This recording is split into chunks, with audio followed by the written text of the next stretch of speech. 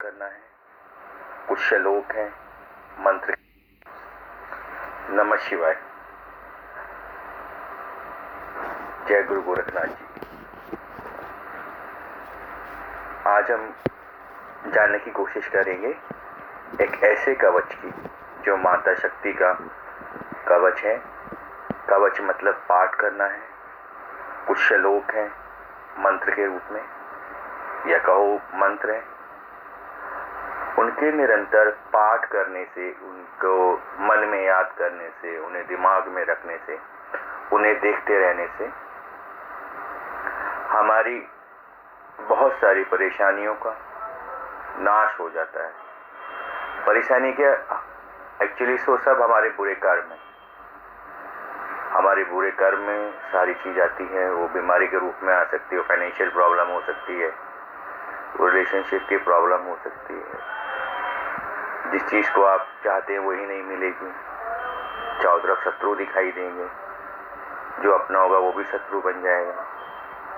और जो हमारे मन के मुताबिक नहीं होता वो सब परेशानी का नाम है। और परेशानी होते हैं हमारे कर्म, और उन कर्मों को काटने का आदि शक्ति माँ भवानी को आदिनाथ भगवान सदाशिव ने एक गुप्त रहस्य बताया था, जिसको बाद में हमारे शास्त्रों में, पुराणों में, वेदों में कवच के नाम से जाना जाता है। संस्कृत में कवचम कहते हैं। कहा जाता है कि उसका पाठ करने से, इसे याद करने से, इसकी पूजा करने से, इसका ध्यान करने से, इसका मनन करने से हमारे जो शरीर है, पांचों शरीर, उनके चारों तरफ एक आभा मंडल बन जाता है, जिसे आजकल मॉडर्न लैंग्वेज में कहने लगे हैं कि ऑरा बन जाता है। आपकी एनर्जी लेवल, एनर्जी चक्रा, ये सब चीज जो है ना, ये पहले ही शास्त्रों में विदित है। बिल्कुल उसको क्लियर कट बताया गया है उसके बारे में। बस उससे कुछ मॉडर्न करके, कुछ ईस्टर्न स्टाइल में, कुछ वेस्टर्न स्टाइल में मिक्स करके आजकल कुछ कलर कॉपी बनाई जाती है, जिससे कि लगता है अच्छा ऐसी भी एनर्जी होती है, अच्छा ऐसा कलर करने से भी कुछ होता है। तो ये सब ऑलरेडी हमारा जो साइंस है, जो हमारे इंडियन कल्चर का साइंस है, जो सनातन धर्म का साइंस है, उसमें क्लियर बिल्कुल साफ साफ लिखा हुआ है। और वो पहले जो मास्टर हो, जैसे आज सब मास्टर हैं, उस टाइम के मास्टर्स को, सब प्रिंसिपल्स को गुरु और ऋषियों के नाम से जाना जाता था, और वही सबको बताते थे। उसमें खास बात ये थी कि अब हम एंट्रेंस टेस्ट देके ये देखते हैं कि हाँ इसे ग्रेजुएशन करनी चाहिए, नहीं करनी चाहिए, इसे डॉक्टर बनना चाहिए, नहीं बनना चाहिए। तो वहाँ भी ऐसे हमारे जो भारतीय संस्कृति है, हिंदू संस्कृति है, उसमें भी ऐसे ही होता था पहले। उसमें गुरु खुद ये अपने शिष्यों का आश्रम में रख के, गुरुकुल में रख के, ये खुद निर्णय करते थे कि हाँ ये इस काबिल है या नहीं है। तो उसी के अनुसार वो दीक्षा दी जाती थी, वो शिक्षा दी जाती थी, वो शक्ति दी जाती थी। और सबसे बड़ी बात है कि पूरी प्रकृति का विज्ञान, पूरा साइंस, पूरी यूनिवर्स का साइंस, वो बड़े प्यार से, आसान तरीके से समझा दिया जाता था।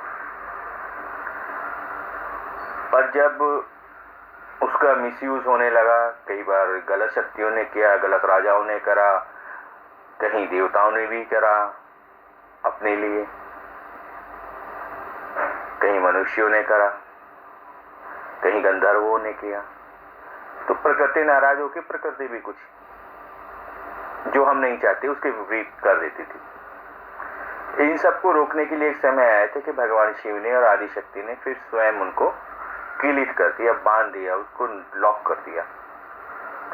और अब अगर उस लॉक को खोला जाता है तो गुरु के द्वारा उसमें कंडीशन डाल दी, जो चाबी थी वो गुरु को दे दी कि जो सदगुरु होंगे, जो इस ज्ञान को जानते होंगे, इसका अच्छा और बुरा दोनों जानते होंगे, उस समय अनुसार और जिसको देना चाहते हैं उसके अनुसार, प्रकृति को ध्यान में रखते हुए, इस पूरे यूनिवर्स के साइंस को जानते हुए वो उसको आगे बढ़ा सकते हैं। और ये इसी तरह से बढ़ती चली आ रही है और आज भी दी जाती है।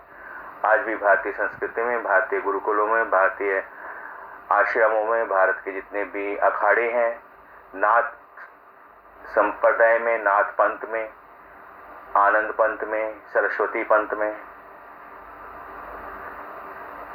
ये सब दी जाती है अलग अलग तरीके से। उसी में से एक है। मैं इसलिए बता रहा हूँ कि थोड़ा आपको एहसास हो, आप भी क्लियर कर लें कि आप जो करने वाले हैं या हम जो करने वाले हैं, जो पढ़ना सुनना करने वाले हैं, वो कोई ऐसे ही एक पार्ट नहीं कि उसे कर लिया जाए। उसमें थोड़ी सी विधि भी थी, सब कुछ था। तो आदिशक्ति जगत जननी माँ भगवती ने भगवान से शिव से पूछा और भगवान शिव ने वो ज्ञान दिया जो कीलित है। परंतु कीलित होने के साथ साथ, क्योंकि भगवान शिव और माता शक्ति के वचन है, उनका वार्तालाप है, तो वो सत्य है, वो कभी ना कभी तो खुलेगा। जैसे आपके पास किसी ताले की चाबी है, अगर चाबी है तो आपने 1 सेकंड में लगाया, ताला खोला, आप शायद अपने घर के अंदर आ गए। पर जिस दिन आपसे चाबी खो जाए, उस दिन भी घर के अंदर आते हैं ना, तो आप दूसरे तरीकों का इस्तेमाल करते हैं। ताला तोड़ेंगे, कटर मंगवाएंगे, काट देंगे, हो सकता है दरवाजा ही निकाल के बाहर रख दें, बहुत सारा कुछ करते हैं। तो ऐसे ही कि जब हम बिना गुरु के या बिना उसकी चाबी के, उसके जो उसका तरीका है, बेसिक जो एक्चुअल तरीका है, उसको यूज ना करते हुए हम क्या करते हैं, उसका सिर्फ पाठ करते रहते हैं। ये एक अलग तरीका है कि हमारे पास ताले की चाबी नहीं है, अब ताला तो हमने खोलना है, तब हमने हथौड़ा ले लिया, अब इसे मारते रहेंगे। आज नहीं, कल नहीं, परसों कभी तो ताला टूटेगा ही टूटेगा। कभी तो कोई ना कोई कड़ी कमजोर होगी। आपकी भावना, आपकी श्रद्धा, आपके विश्वास, आपकी भक्ति के अनुसार। और अगर यहीं पे आप गुरुमुख हैं, अपने गुरु का ध्यान करके ही करते हैं, तो फिर तो आपके पास ताली है ही, क्योंकि उस ताली के लिए सिर्फ गुरु का होना जरूरी है, सदगुरु का होना जरूरी है। ऐसा नहीं है कि किसी से संबंधित गुरु का होना जरूरी है, सदगुरु का होना जरूरी है। अगर आपने सदगुरु के रूप में किसी को प्राप्त किया है, उनकी वंदना करते हैं, उनमें श्रद्धा, विश्वास, भक्ति, प्यार, प्रेम रखते हैं, तो उनका ध्यान करके अगर आप इसका पाठ करते हैं, तो मेरा तो खुद का आजमाया हुआ है। मैं तो आज भी जो सांसें चलती हैं, जिंदगी चल रही है, जो कुछ दिया हुआ है, वो इन्हीं इस तरह के 3 कवच के द्वारा मुझे प्राप्त हुआ है। और मैं बहुत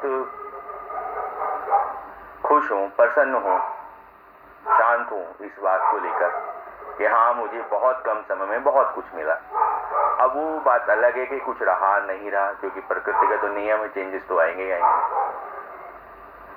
अभी 70 लाख की मर्सिडीज की गाड़ी देनी है भगवान ने, तो आपकी ऑल्टो को कहीं ना कहीं तो टक्कर लगेगी।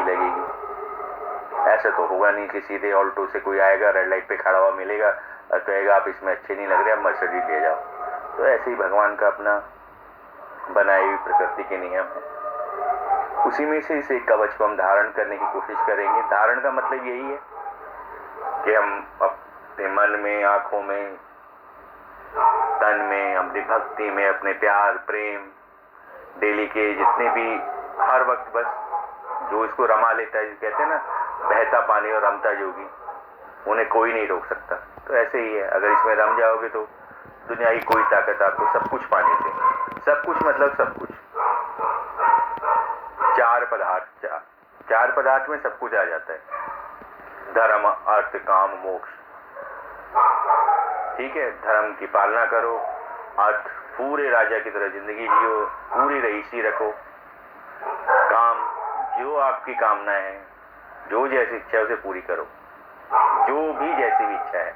अब इसमें बात अब ध्यान आ गई तो मैं बता देता हूँ कि ऐसे ही जो राक्षस कुल के हैं, उनको धर्म भी करते हैं, वो फिर राजा बन जाते हैं। फिर थर्ड पार्ट पे काम आता है, भाई कामना है कुछ, कहते हैं हाँ कामना तो है, 1000 रानियां चाहिए तो रानी मिल जाती हैं। कुछ दिन में कामना होती है, इंद्र का भी जो है जरा कुछ दिन इसे भी अपना जरा असर दिखा दे तो वो भी मिल जाता है। और उसके बाद मोक्ष। ज्यादातर राक्षस, जितने ही बड़े राक्षस राजा हुए, अंत में भगवान कृष्ण, भगवान नारायण, भगवान राम, किसी भी रूप में, भगवान शिव आए या भगवान नारायण आए, वो हमेशा आते हैं रूप बदल कर। धरती लोक पे उनका कल्याण करते हैं और अंत में वो भी मोक्ष को प्राप्त कर लेते हैं, या अपने कुछ कष्ट काट के उनको एक दिव्य लोक तो मिल ही जाता है। ये सब जो साइंस था, हमारा पुराना जो सनातन धर्म का साइंस है, उसमें ये सारी चीज बिल्कुल के साफ साफ है। और ऐसा नहीं है कि वो आज सरकारी नहीं है, ये आज भी सरकारी है।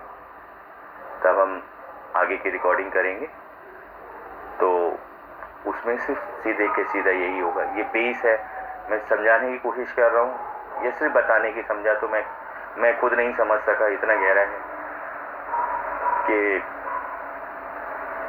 अन्यथा ना लें। मतलब कितना ही बड़ा ताला है और आपके पास छोटी सी कील ही है, ये खुलेगा, और जब ये खुलेगा तो भंडार भरा होगा। मुझे विश्वास है कि कुछ ना कुछ तो आप इससे अवश्य लेंगे। जय माता की। नमः शिवाय।